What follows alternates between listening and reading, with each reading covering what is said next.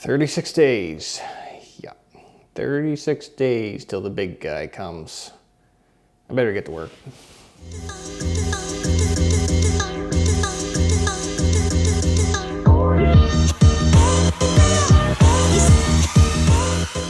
See, it's not really the making part what I find difficult for Christmas presents. It's more the what am I going to make for a Christmas gift what I find difficult.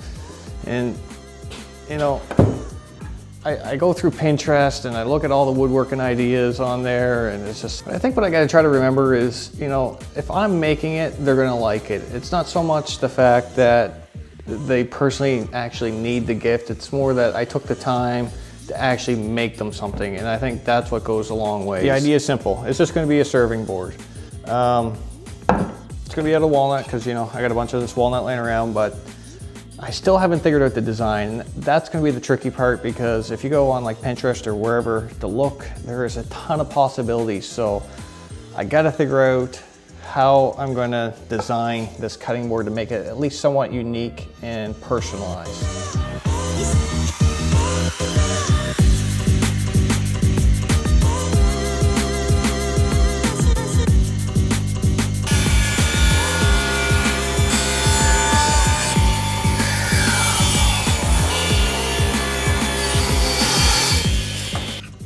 See, the thing is you can certainly go on the internet, go find a template, trace it on your piece of wood, cut it out, and call it your own. And honestly, there's nothing wrong with that. A lot of people do that, but that's not me. That's not what I enjoy doing, because as much as I enjoy woodworking, the design part is the part I really enjoy. So yes, I do go on the internet and I do look for inspiration. But I never get a plan, I never get a template, I just get an idea, and then I come down to the shop and I basically wing it. So, you know, it's not that I need a template to trace this arc, I just need to find an arc that looks pleasing to my eye.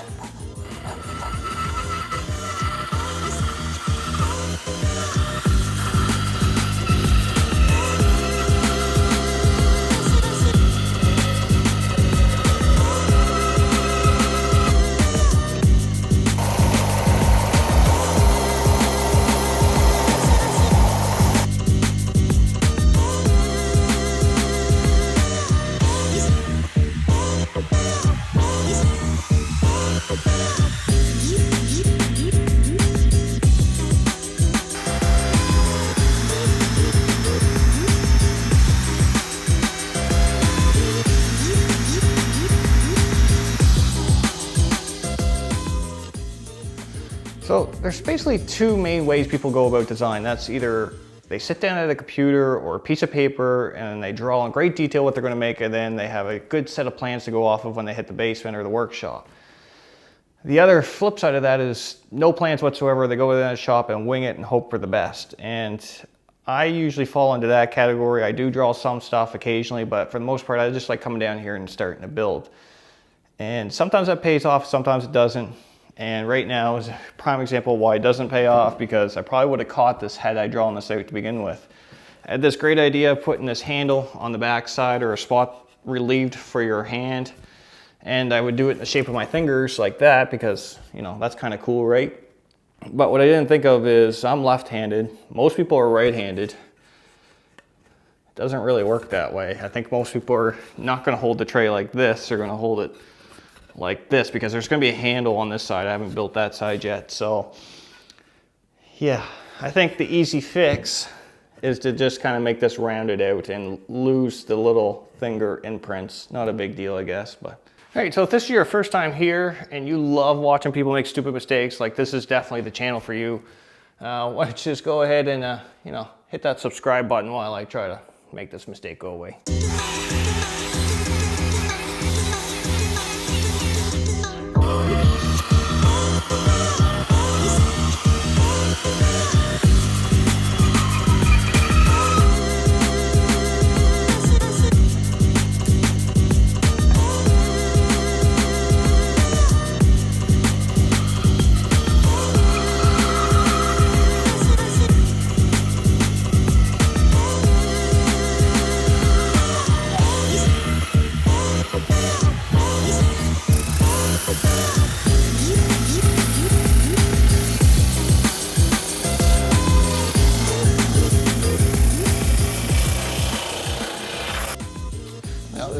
little embarrassing. So I just kind of roughed out my handle on the bandsaw there, which was kind of tricky with the angle, but I got it and started to shape it a little bit with the belt sander or the oscillating sander. And then I kind of clued in that there's only one way you can really pick this up, and that's this way, which means I would have been able to leave my fingerprints there because you wouldn't really pick it up this way. It's only this way. So anyway, it's another, I guess.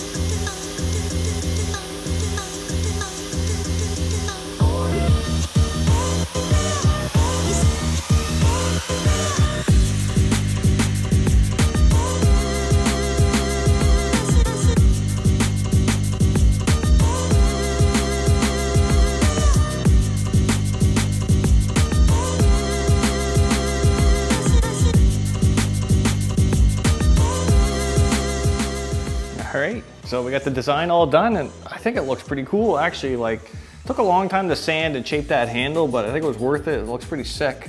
So now that the design's done, we got to do something for personalization, and for that we're going to use the X-Carve because they just came out with their new software, Easel Pro, which does V-carving very easily. So I think we could do some pretty neat lettering on the back of this to give it that personal touch. So we'll go ahead and do now.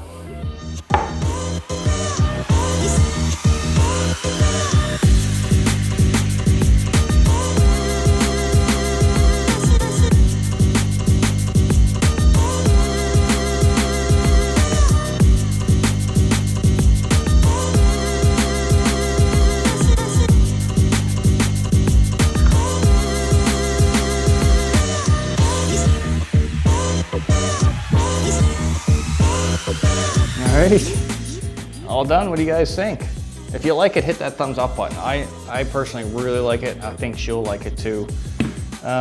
Finish, I used boiled linseed oil. From what I read on the internet, any oil's good, or wax or anything like that. You just don't want to use anything like a film building system like polyurethane or lacquer, because if you run the knife across it, it could chip and get in your food, and of course you wouldn't want that. So anyways, if you like this video and this is your first time here, hit that subscribe button. I'm Ryan Novel. Thanks for watching.